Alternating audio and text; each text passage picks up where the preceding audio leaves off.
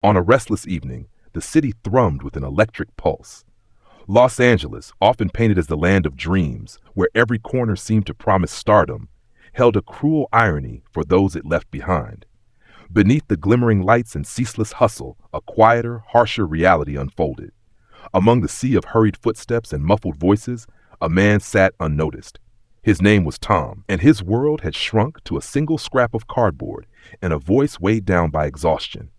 His sign, hastily written, was an unspoken cry for help. "Can you spare $1?"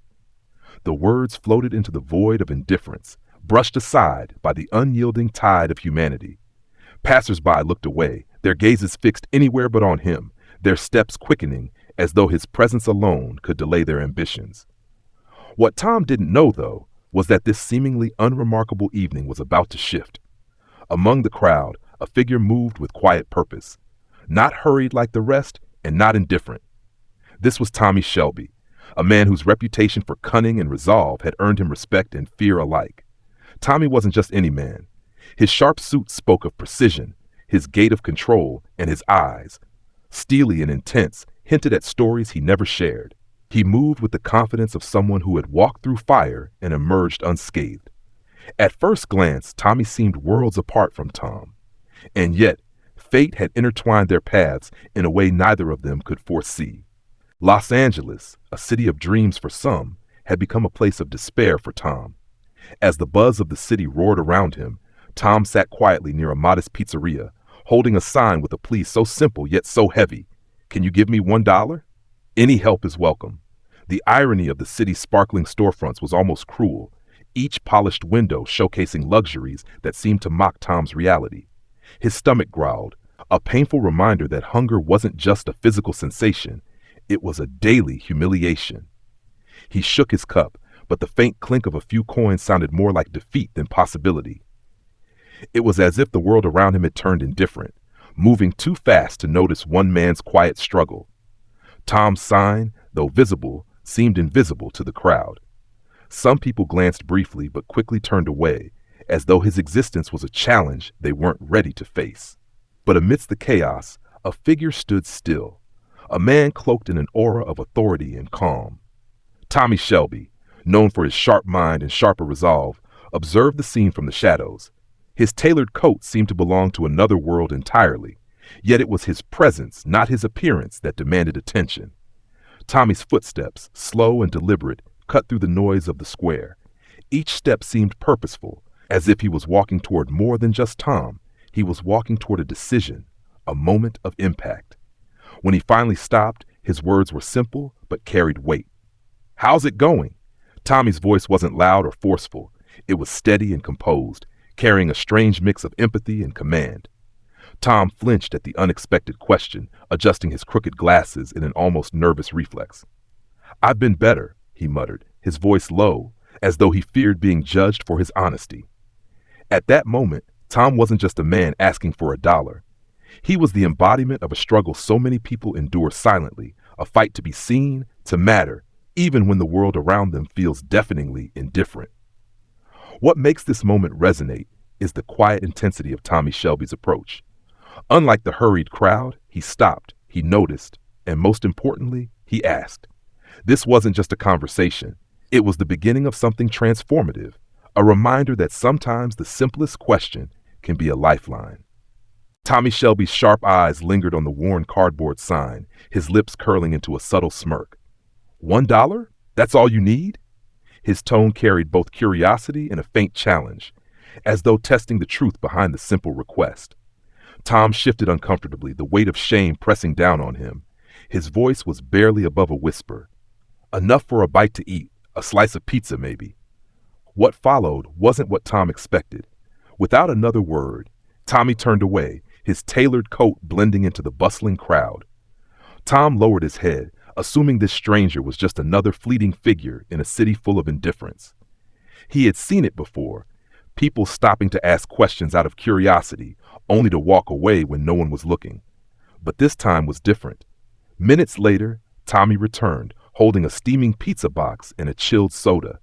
He didn't stand awkwardly or leave the food as an afterthought.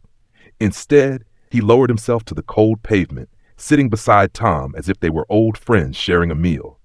With deliberate calm, he pushed the box toward him. Go on. Eat.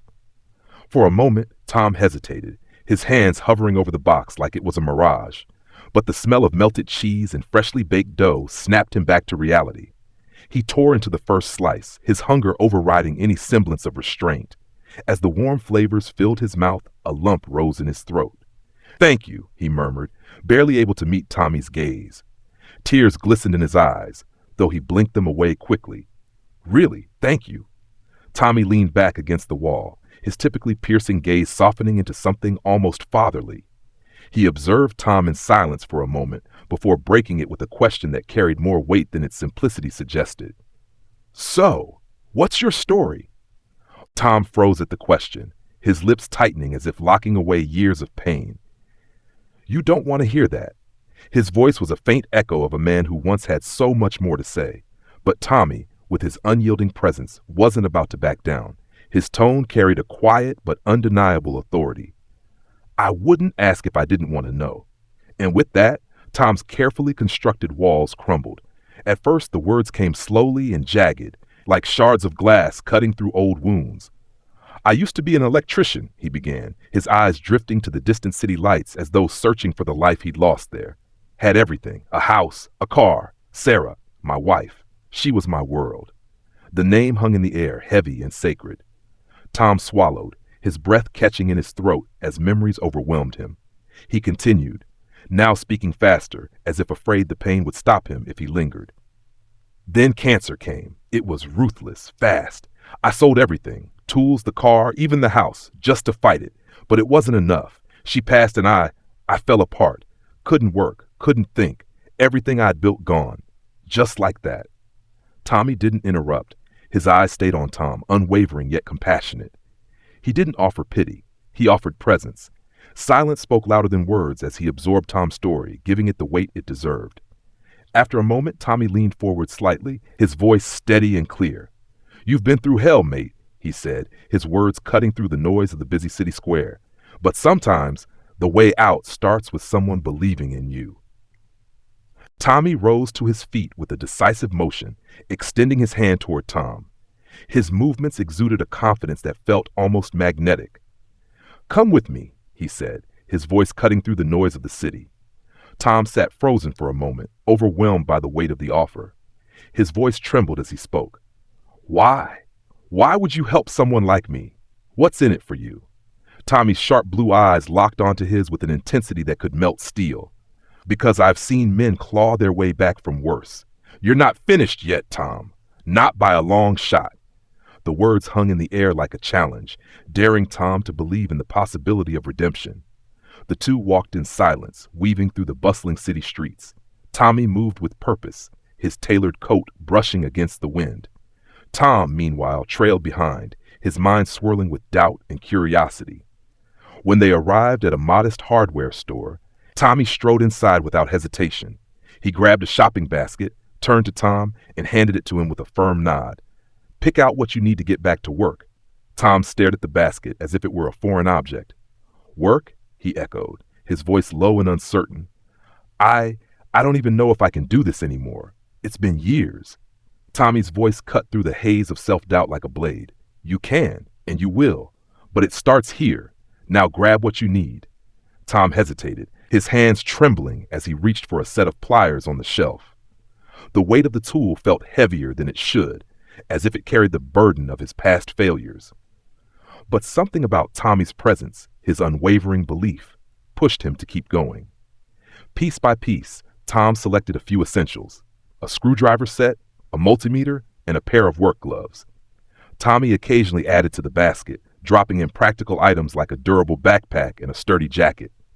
As they approached the checkout, Tommy turned to Tom, his tone softer but no less resolute. Every journey starts with the first step. This is yours. Tom glanced at the basket, then at Tommy, a flicker of something new in his eyes. It wasn't confidence, not yet, but perhaps a spark of hope. For the first time in years, Tom allowed himself to think, maybe, just maybe, I'm not finished after all. Walking into the hardware store, Tom felt an overwhelming mixture of nostalgia and doubt. The aisles were filled with neatly arranged tools, objects he once handled with confidence, but now seemed like relics from a past life. His hands hovered over a screwdriver set before picking it up, his fingers trembling slightly. Next, he reached for a multimeter, memories of intricate circuits flashing in his mind like distant echoes. Standing beside him, Tommy Shelby moved with quiet precision. Unlike Tom's hesitation, Tommy's actions were deliberate. Occasionally, he added items to the basket, a sturdy backpack, a pair of protective gloves, and even a lightweight jacket. He wasn't just rebuilding Tom's toolbox, he was fortifying him for the journey ahead. As they exited the store, Tommy paused, placing a firm hand on Tom's shoulder. His voice carried both challenge and assurance. Now, let's find someone who needs an electrician. Tom wasn't sure how to respond. His confidence was fragile, barely reawakened, but Tommy's unwavering belief was impossible to ignore. Together, they headed to a small electrical company Tommy had apparently contacted beforehand. The building wasn't glamorous. It was a modest workshop filled with the hum of activity, the kind of place where real work got done. The manager, a no-nonsense figure with a sharp eye, approached with an air of skepticism. He glanced at Tommy, then at Tom, measuring them both. "Fix this panel," the manager said, gesturing toward a circuit box on the wall. The challenge was clear. Actions, not words, would determine the outcome. Tom froze for a moment, staring at the panel as if it were a puzzle he'd long forgotten how to solve. Doubts crept in, whispering that he was out of his depth. But then, as he gripped the tools, something shifted. The weight of the screwdriver in his hand felt familiar, almost comforting. He took a deep breath and focused, his movements becoming more confident with each wire he replaced and circuit he reconnected. Minutes later, sparks flew, not out of error, but as a sign of success. The panel came to life with a low hum, its functionality restored. The manager toggled the switches a few times, inspecting Tom's work with a practiced eye. Finally, the manager nodded, extending a hand toward Tom. "Good work. Welcome aboard." For Tom, this wasn't just a job offer. It was a lifeline. As he shook the manager's hand, a flicker of pride began to return. It wasn't just the tools or the panel he had fixed. In that moment, he had started to repair something far more vital: himself. In the days that followed, Tom immersed himself in his new role with an intensity that surprised even him. Each morning he arrived early, eager to prove not just to his boss, but to himself that he still had value to offer. His hands, once hesitant and unsure, now moved with growing confidence as he repaired circuits and organized tools. The manager, initially skeptical, began assigning him more complex tasks. It wasn't long before his coworkers stopped seeing Tom as the new guy and started acknowledging him as part of the team. Yet, it wasn't just the work that fueled Tom. It was something deeper, a spark ignited by that one encounter with Tommy Shelby. For the first time in years, he felt a sense of purpose. One chilly evening, after a long day at work, Tom walked through the city streets. The air was crisp, and the lights from shop windows cast a warm glow on the sidewalks. Amid the bustle, Tom noticed a figure sitting quietly on the pavement, holding a cardboard sign that read, "Hungry and cold. Any help is welcome." The sight struck a familiar chord. Tom stopped, looking at the man for a long moment. His own memories came flooding back. The cold pavement beneath him, the empty cup, the quiet despair. Without a second thought, Tom stepped into a nearby cafe, returning moments later with a steaming sandwich and a hot coffee. Kneeling, he placed the items beside the man. "Here," Tom said gently. "Eat. Stay warm tonight." The man looked up, startled, as if such kindness were a rarity. His voice cracked as he muttered, "Thank you. I didn't expect this." Tom smiled, his words simple but powerful. "Pay it forward someday. That's how we keep moving." Later that evening, back at the shelter, Tom sat on the edge of his bed. In his hands, he held a card Tommy Shelby had left him, a piece of paper that had become his lifeline. The handwritten words on it seemed to glow softly in the dim light. "Never give up on yourself. The world always needs someone with your courage." Tom stared at the message for a moment, a quiet smile spreading across his face. It wasn't just a reminder of Tommy's kindness, it was a reminder of his own rediscovered strength. Across the city, in the shadows of a quiet street, Tommy Shelby walked with his usual calm resolve. His iconic flat cap tilted slightly, and his sharp gaze scanned the world ahead. He disappeared into the night without fanfare, leaving behind yet another story of transformation. For Tommy, this wasn't a mission, it was simply who he was. Sometimes, a single gesture can be the spark that reignites a life. Whether it's a kind word, a helping hand, or a moment of understanding, the difference you make today could last a lifetime. What's stopping you from being that spark? Subscribe for more stories that inspire and remind us of our shared humanity.